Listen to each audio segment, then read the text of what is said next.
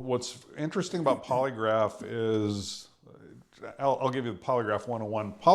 Polygraph's not a lie. I'm almost embarrassed to even say it, to use the term lie detector machine, but that's what people call it. Yeah. They think it's a lie detector. It's not a lie detector machine. It's just a measuring device. It just measures physiological responses. That's it. That's all it does. And then the examiner decides if those responses are within parameters of somebody being deceptive or truthful. And then there's algorithms built in that can help you make those decisions as well.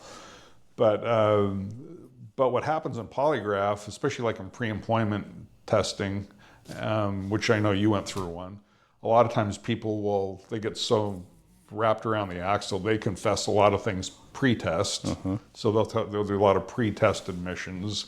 And then the funny thing about that is they'll do pre-test admissions and then pass the exam, thinking, oh, well, I gave up the ghost, I passed the exam, I'm good to go. Well, yes and no, you passed the test because you were truthful, but the things you confessed to disqualify you. Yeah.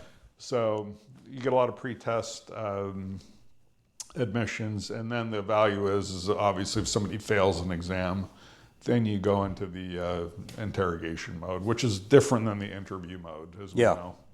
Yeah, it's interesting. It's kind of like, it's almost like a tool to just help with the investigation more than anything. 100%. And so if somebody fails a test, you kind of start off the test with, look, I have bad news. You failed the exam, and now I need to know why. And then you start in on the interrogation.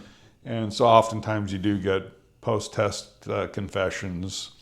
And then if a person just clams up, the worst thing you might have is a failed polygraph.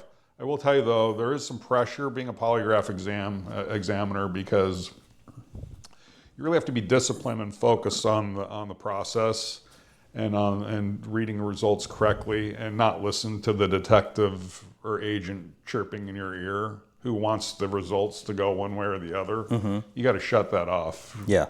And even though your findings might be extremely unpopular, you have to stick with what you know. And that can be difficult at times.